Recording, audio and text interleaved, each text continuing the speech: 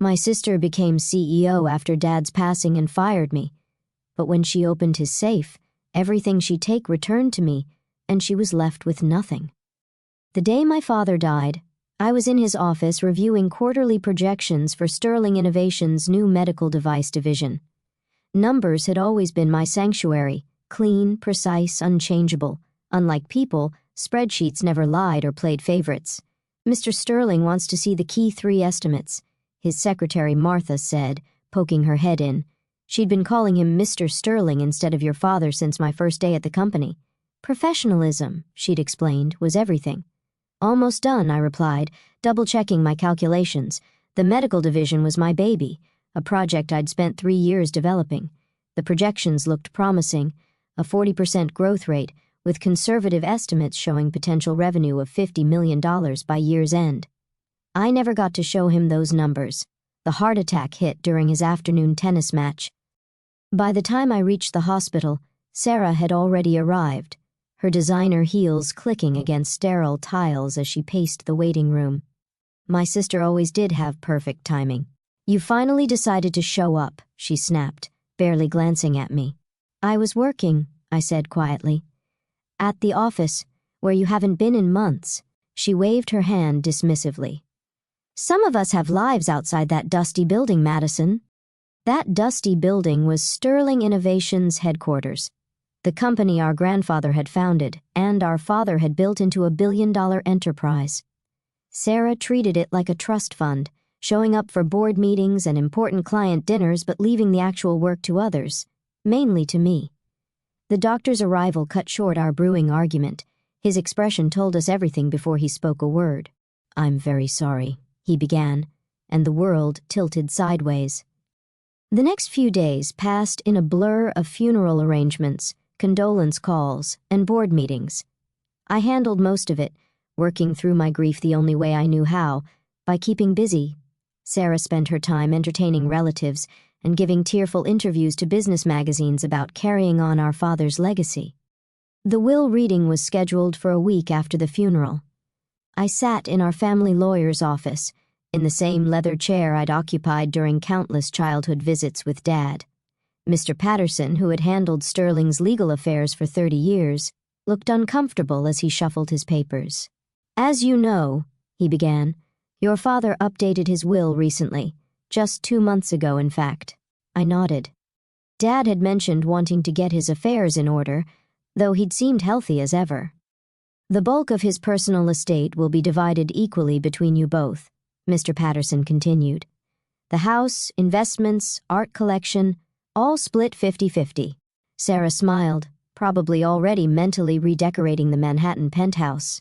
However, the lawyer cleared his throat. Regarding Sterling Innovations, my heart stopped. Dad and I had discussed this. Just last month we had talked about my 5-year plan for the company over dinner. He'd seemed excited about my vision for expanding the medical division, even proud. Control of the company, including the position of CEO and chairperson of the board, will pass to Sarah Sterling. The words hit like physical blows. Sarah's triumphant gasp barely registered through the roaring in my ears.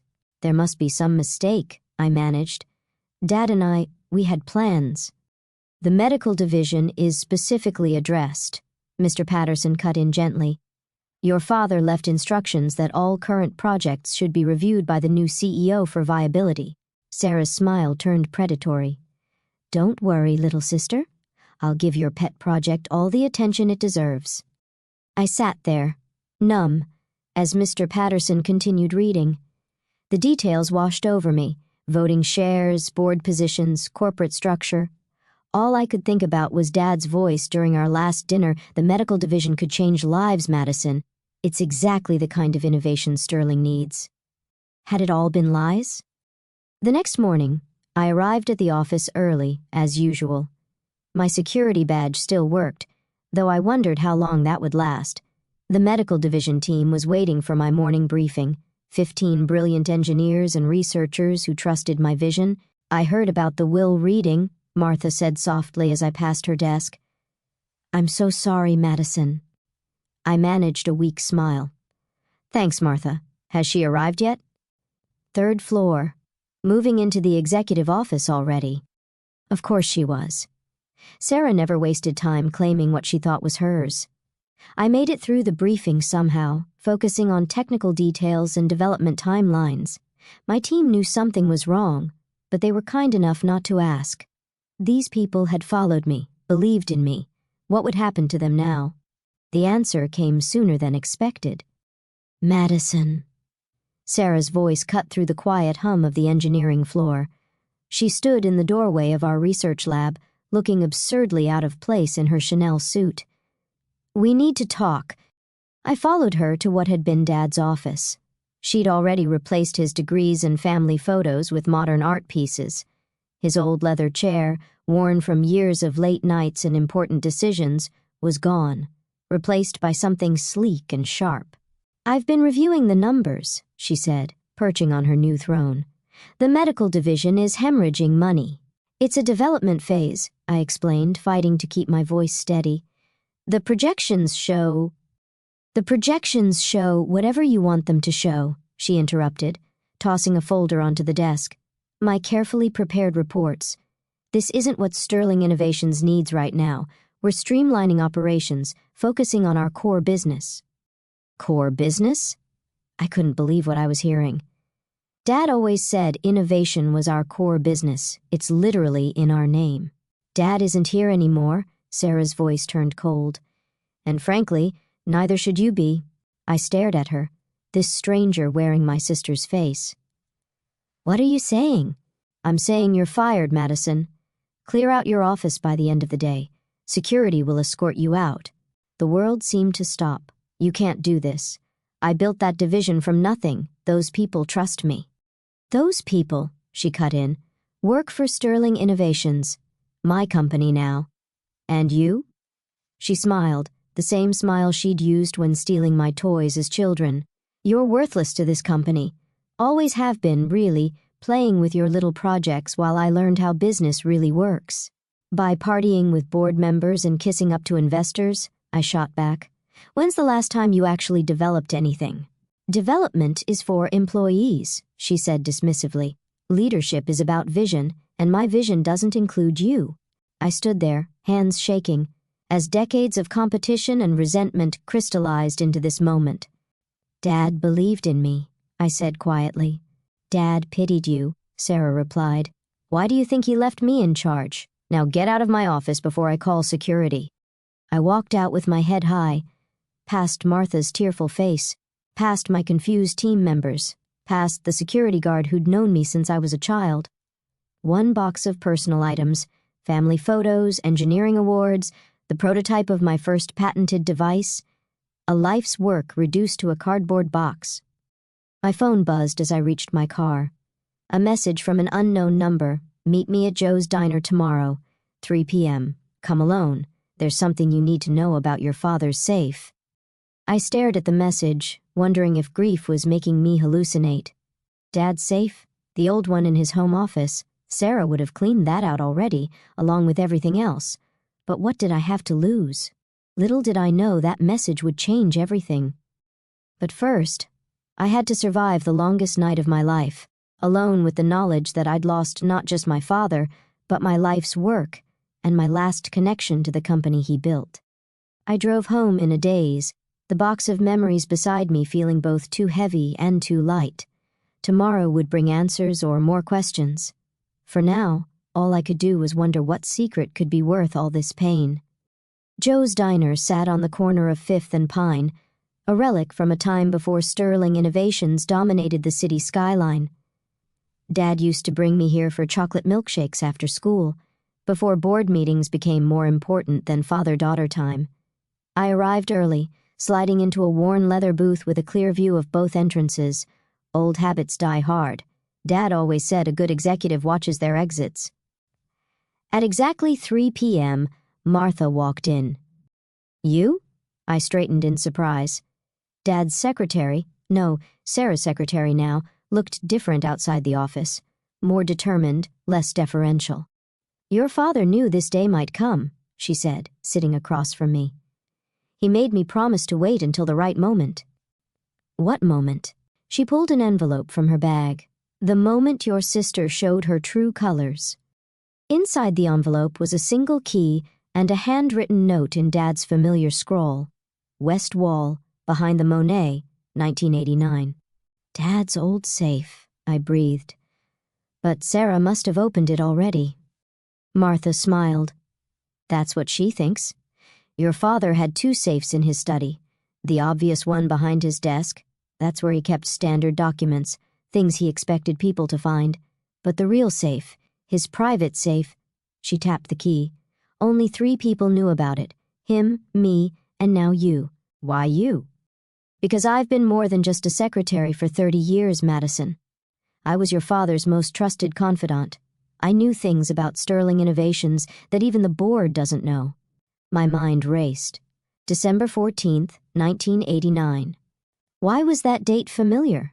The day Sterling Innovations went public, Martha supplied, reading my expression. Also, the day your mother left. The memory hit hard. I was 6, Sarah 10. Mom walked out during Dad's IPO celebration, leaving nothing but a note and a lifetime of trust issues.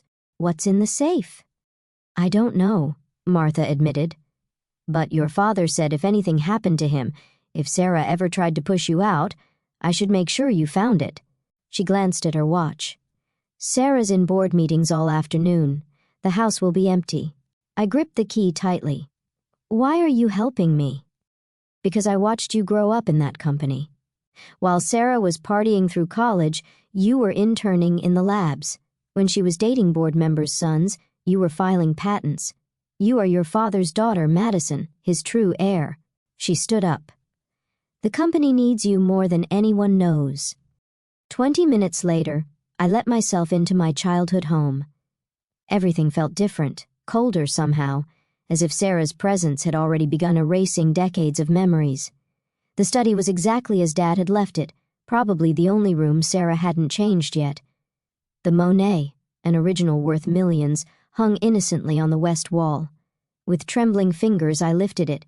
There, almost invisible against the wood paneling, was a seam. The key fit perfectly. Inside the wall safe were 3 items: a thick manila envelope, a USB drive, and a smaller envelope with Sarah's name on it. I opened the manila envelope first. Inside was a detailed report from a private investigator, dated 6 months ago. My hands shook as I read. Subject: Sarah Sterling. Investigation confirms systematic embezzlement from Sterling Innovations Medical Research Fund. Estimated total, $28.7 million. Funds traced to offshore accounts and real estate purchases under alias Jennifer Blake. Photos spilled out. Sarah meeting with shady lawyers, documents showing money transfers, property deeds in the Cayman Islands. The USB drive contained something even more damaging: video recordings of Sarah selling Sterling trade secrets to competitors. She'd been sabotaging the company from within for years. But it was the letter with her name that explained everything. Dad's final message to his eldest daughter. Sarah, by the time you read this, you'll think you've won. The company will be yours, just as you always wanted. You'll believe I chose you over Madison. You're wrong. I've known about the embezzlement for months. The trade secrets, the offshore accounts, all of it. I gave you chances to come clean, to prove you could change. You failed every test. The will you think gives you control? It's a trap. The real transfer of power was executed months ago. Everything, the voting shares, operational control, even my board seat, was legally transferred to Madison through a series of blind trusts. You're CEO in name only. The moment you open this safe, those trusts activate. Madison becomes majority shareholder and true CEO of Sterling Innovations. I loved you, Sarah, but I had to protect the company. More importantly, I had to protect your sister from you. The choice is yours now. Resign quietly, return the stolen funds, or face criminal charges. Madison will know what to do. Dad. My phone buzzed. A text from Martha. The board meeting just ended. Sarah's headed to the house. I quickly photographed everything, then replaced it exactly as I'd found it. The front door opened just as I rehung the Monet. What are you doing here? Sarah's voice cracked like a whip. I turned slowly, saying goodbye to Dad's office. Since you'll probably redecorate this room too. Get out before I call the police. I walked past her, pausing in the doorway. You should check Dad's safe, by the way. The real one, behind the Monet. Interesting reading material. Her face paled. What are you talking about? Ask Martha for the key. Or better yet, ask her about December 14th, 1989. I smiled. Goodbye, Sarah. See you at tomorrow's board meeting. I heard her heels clicking frantically across the floor as I left, knowing she'd find exactly what Dad wanted her to find. In my car, I pulled out my phone and dialed the number for Sterling Innovations' head of security. Jack, Madison Sterling. I need you to lock down all company servers immediately. Authorization code, Victor Echo 9. And put a hold on any transfers from our research accounts. Yes, Miss Sterling, he replied without hesitation. Dad's loyal people were still in place, just as he planned. Next, I called our family lawyer. Mr. Patterson, it's time to execute the Phoenix Protocol. Are you sure? He asked. Once we activate those trusts, there's no going back. I thought about Sarah's face when she fired me, about the years of sabotage, about Dad's final act of protection. I'm sure. My sister needs to learn that some safes hold more than just secrets. They hold justice. Tomorrow would bring chaos, board meetings, legal challenges, perhaps even criminal charges. But for now, I smiled, knowing Dad had outplayed us all.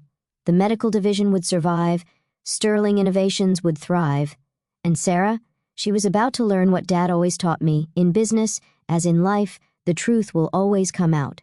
All it takes is the right key, the right safe, and the right moment. The Sterling Innovations boardroom had always reminded me of a gladiator arena. 24 stories up, floor-to-ceiling windows offered a panoramic view of the city our family had helped build, and a massive oval table where corporate warriors fought their battles. I arrived early, watching the sunrise paint the skyline in shades of gold. Martha had already prepared the room, folders at each seat, coffee service arranged precisely, blinds adjusted to minimize glare. The little details that make big moments work. Security reports. Sarah arrived at 5 a.m., Martha said, setting a cup of green tea at my usual spot. She's been in her office making calls all morning. I nodded, picturing my sister's desperation. Any transfers get through? No, the accounts are frozen just as you ordered. Though she tried 17 attempts to move funds offshore since midnight, and the board members all confirmed attending, including Thomas Way. That was crucial. Thomas Way, our largest independent shareholder, had been Sarah's strongest supporter. His vote could swing the entire board. By 8:55 a.m., they began filing in. Board members, legal counsel, even a few shareholders who had earned the right to attend. Many did a double-take at my presence, but no one dared comment. The tension in the room could have powered the building. Sarah arrived last, naturally.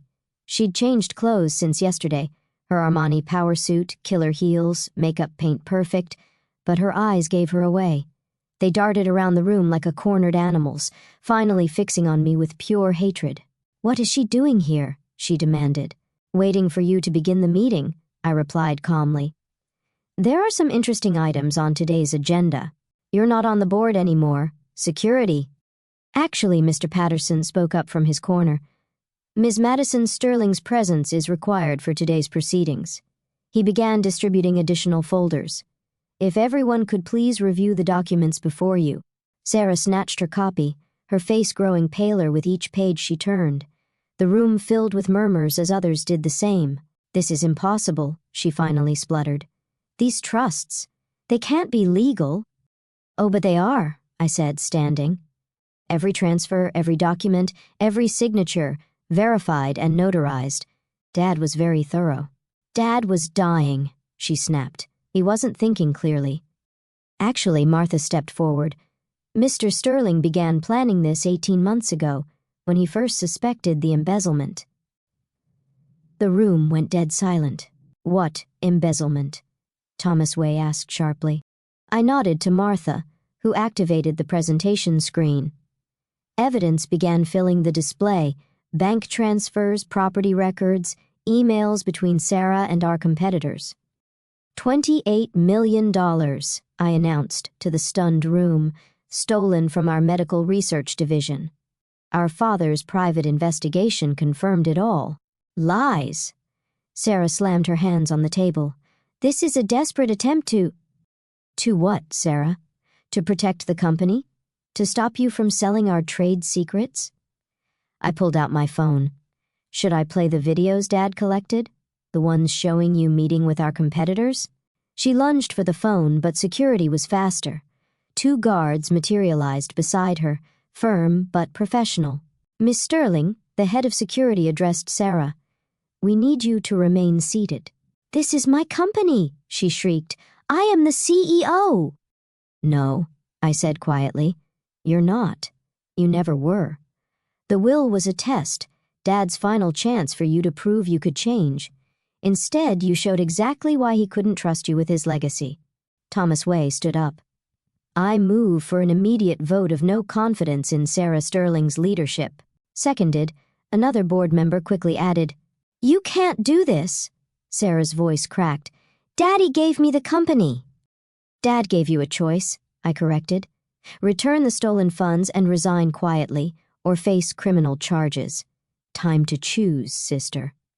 She looked around the room, finding no allies in the faces surrounding her. All these people she'd charmed and manipulated over the years. Now they saw her true nature. Ein, she spat. You want the money back? Take it. But don't think this means you've won. I'll fight this in court. You'll what? I interrupted.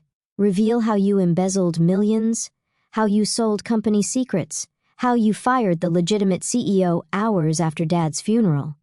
I shook my head. Think carefully about your next move, Sarah. Prison jumpsuits come in designer orange these days. Mr. Patterson cleared his throat. There is another option, one your father prepared. He slid a document across the table. Sarah's hands shook as she read it. A full confession in exchange for immunity from prosecution, I explained. Sign it, return every penny you stole, and you can walk away. Keep a small trust fund even, enough to live comfortably if not extravagantly. And if I refuse? Then I press charges. The evidence goes to the SEC, the FBI, and every news outlet in the country. The great Sarah Sterling, brought down by her own greed. Tears smeared her perfect makeup as she stared at the document. For a moment, I saw past the designer armor to the sister I'd once admired, once loved. Was any of it real? I asked softly. Did you ever actually care about the company? About Dad's legacy? I cared about winning, she whispered. That's what Dad taught us, wasn't it? Win at all costs. No. I shook my head. That's what you chose to learn. Dad taught us to innovate, to build, to make things better. You just couldn't see past your own reflection. She picked up the pen, her hand trembling slightly. You think you're so perfect, don't you? Daddy's real heir. The true Sterling. No, Sarah. I just think I'm the sister who didn't betray everything our family built. The scratch of her signature echoed in the silent room. As soon as she finished, security stepped forward. Please escort Miss Sarah Sterling from the building, I instructed. Her credentials have already been deactivated. She stood, straightening her designer jacket one last time. Congratulations, little sister. You finally won. This was never about winning, Sarah. It was about protecting what Dad created, what we were supposed to protect together. As the doors closed behind her, Thomas Way spoke up. I move to formally recognize Madison Sterling as CEO and chairperson of Sterling Innovations, effective immediately. The vote was unanimous. Hours later, after the press releases were drafted, the employees notified, and the initial shockwaves had subsided, I stood in Dad's old office, my office now. Martha brought in a box I'd requested from storage. Are you sure about this? She asked as I pulled out the old leather chair, Dad's chair, the one Sarah had discarded. Some things shouldn't change, I said, running my hand over the worn leather. Some legacies deserve to be preserved. I sat down, feeling the weight of responsibility settle around me. On the desk, Dad's old photo still stood, all of us together, before Mom left, before Sarah's ambition poisoned everything, before money and power tore our family apart. Your father would be proud, Martha said softly. He knew, didn't he? All along he knew it would end this way. She smiled. He knew his daughters, both of them. The one who saw the company as a prize to be won, and the one who saw it as a responsibility to be earned. I picked up the medical division reports, my division, the one Sarah had tried to destroy. The numbers still looked promising. With the stolen funds returned, we could accelerate development, help more people, build something truly meaningful. Martha, I called as she turned to leave. Thank you for everything. Just doing my job, Miss Sterling. Madison, I corrected. After 30 years of keeping my father's secrets, I think you've earned first-name privileges. She nodded, her eyes glistening slightly. Welcome home, Madison. That evening, I worked late, just as Dad used to. The city lights twinkled below, each one representing a life, a story, a potential customer or employee or partner. Sterling Innovations didn't belong to Sarah or me. It belonged to all of them. My phone buzzed with a text from an unknown number. Sarah, you'll regret this. Family should come first. I typed back, it did. That's why Dad chose me. Then, I blocked her number, turned back to my work, and began planning the future of Sterling Innovations, not as the sister who won, but as the daughter who understood what winning really meant. Sometimes a safe holds more than secrets. Sometimes it holds the truth about who we really are. And sometimes, just sometimes, justice comes with a key, a note, and a father's final lesson about love, trust, and the true meaning of family legacy.